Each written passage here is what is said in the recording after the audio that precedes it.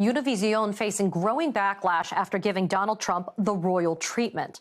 Last week, the network hosted a very friendly hour-long exclusive interview with Trump that his son-in-law, Jared Kushner, helped arrange. Now, after that interview, Univision canceled Joe Biden's campaign ads that were already purchased to run during the interview in the key states of Nevada, Arizona, Pennsylvania, and Florida. Univision also canceled an interview with Maca Casado, the Biden team's Hispanic media director, that was supposed to be in response to Trump's interview. And then 1 week after Trump's interview aired, Univision's top anchor, Leon Krause, left the network. The reasoning is not yet clear. But the turn of events has raised concerns about how changes at Univision, which was once highly critical of Donald Trump, could impact the crucial Latino vote. Joining me now is Julian Castro, MSNBC political contributor and former Secretary of Housing and Urban Development. Julian, it's so good to see you.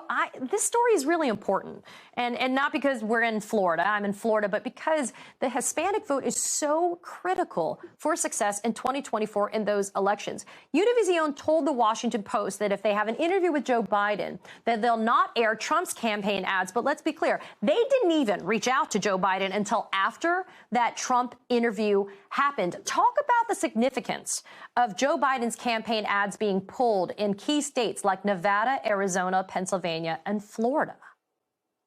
Yeah, Katie, I mean, this was unusual because those ads, as I understand, had been placed. There was an expectation that these ads would be able to run by the Biden campaign during that Trump interview, and then they were told that wasn't the case. And so it seemed like something shifted there.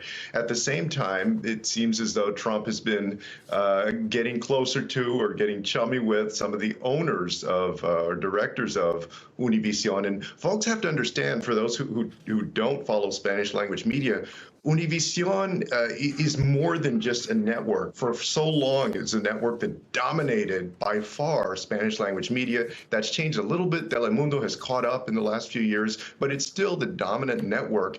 And it was more than just a TV network for Spanish language American consumers. It was really like a community resource. And because of that, there was more trust put into the opinions and the insights of people on Univision. So it is very concerning if the network has made a decision to be friendlier to Donald Trump, given his track record.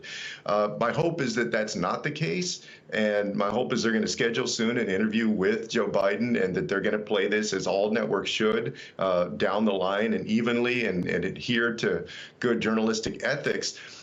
You're also right that this is important because the Latino vote is going to be an indispensable part of Joe Biden's Democratic coalition in 2024.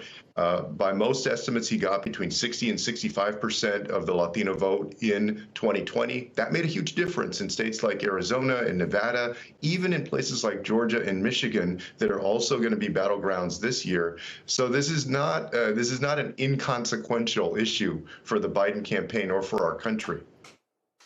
Julian, one of the biggest criticisms about that Univision interview of Donald Trump was the fact that there was no fact-checking in real time, no pushback that was done by the interviewer. One thing that we talk about a lot in South Florida especially is how far and wide Spanish language radio, for example, goes unchecked, unfact-checked. The fact that there's a lot of stuff that's disseminated that is not corrected.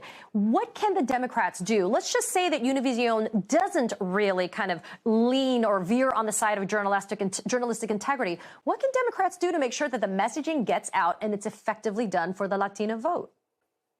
Well, it just highlights the importance of having a very strong Spanish language strategy on all platforms, on traditional television, but also, of course, on all of the social media platforms, because a lot of this misinformation and disinformation happens on, whether it's WhatsApp or TikTok or other platforms. And so there needs to be that as well, a coordinated effort from Democrats to address that and to put out the right information, accurate information.